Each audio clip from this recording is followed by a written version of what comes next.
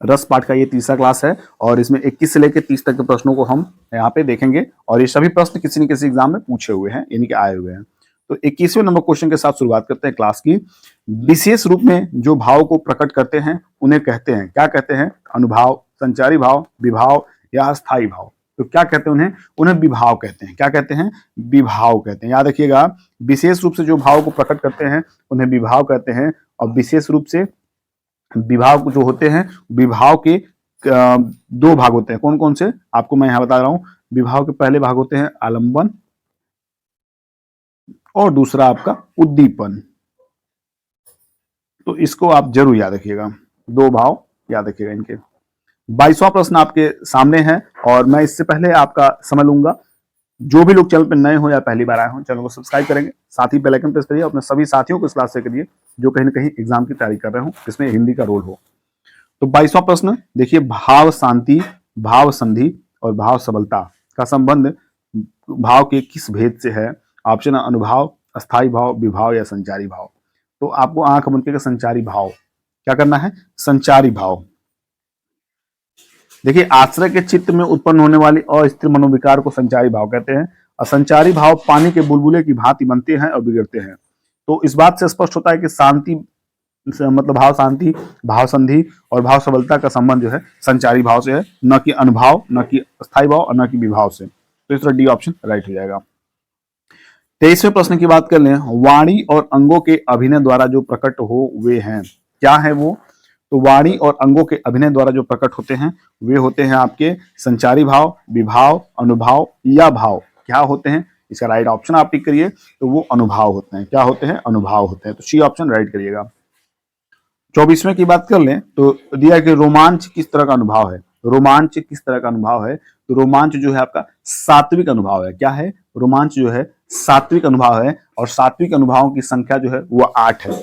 अगर सात्विक अनुभव की संख्या हम कहेंगे तो 8 है। इसको आप जरूर नोट करिएगा, ये आपसे पूछ सकता है प्रश्न में, तो इसको आप इंपॉर्टेंट कर लीजिए। 25वां प्रश्न आपकी स्क्रीन पे है, आलंबन और उद्दीपन विभाव के कारण उत्पन्न भाव को बाहर प्रकाशित करने वाले कार्य कहलाते हैं। तो क्या कहलाते हैं? विभाव, अनुभाव, संचारी भाव या अस्थायी भाव। तो क्या कहलाते हैं? वो आपके कहलाते हैं अनुभाव। क्या कहलाते हैं? अनुभाव। याद रखिएगा, अनुभाव। तो इस तरह जो 25वां क्वेश्चन है उसका सही ऑप्शन हो जाएगा वो आपका बी राइट हो जाएगा। अब बात करेंगे 26वां, दिया कि अनुभाव के कितने भेद होते हैं। तो देखिए, अनुभाव के लिए इसमें जो है ये टीजीटी परीक्षा 2011 में ये प्रश्न पूछा गया था और इसमें माध्यमिक शिक्षा सेवा चयन बोर्ड ने अपनी जो उत्तर कुंजी में प्रश्न का विकल्प सी बताया था और संशोधित करके इस प्रश्न का मूल्यांकन से बाहर कर दिया, यानी कि इस प्रश्न को ही बाहर कर दिया था। देखिए, शुद्ध रूप से इसमें 4 तो होते हैं, ठीक है, और बाकी इसमें डाउट है तो इस क्वेश्चन को हम यहीं छोड़ देते हैं।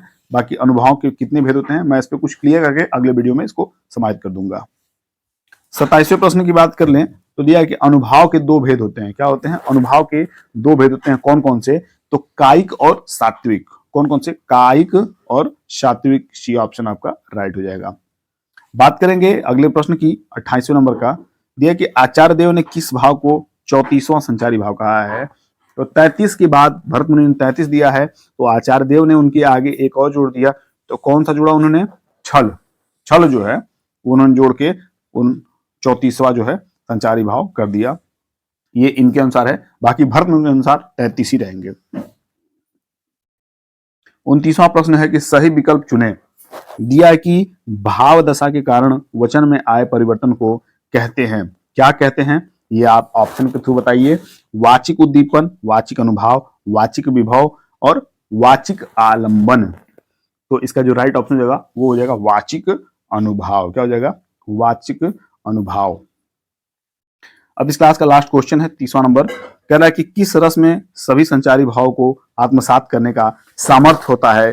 तो कौन सा इन चारों ऑप्शन में से भाव है, यानी कि रस है जिसमें चारों भाव को आत्मसात करने का, सभी संचारी यानी कि 33 संचारी भाव को आत्मसात करने का सामर्थ्य होता है? तो किसमें हो जाएगा? तो ये आ जाएगा आपका श्रृंगार रस में। किसमें हो जाएगा? श्रृंगार रस। बहुत ही इंपॉर्टेंट श्रृंगार रस, इसको आप अच्छे से पढ़ लीजिएगा श्रृंगार रस के बारे में। तो ये क्लास जो है यही समाप्त होता है और नेक्स्ट क्लास आपके सामने जल्द होगी। तो मिलते हैं अगले क्लास में, तब तक के लिए अपनी तैयारी करते रहिए, पढ़ते रहिए, मस्त रहिए, स्वस्थ रहिए। Bye bye, take care.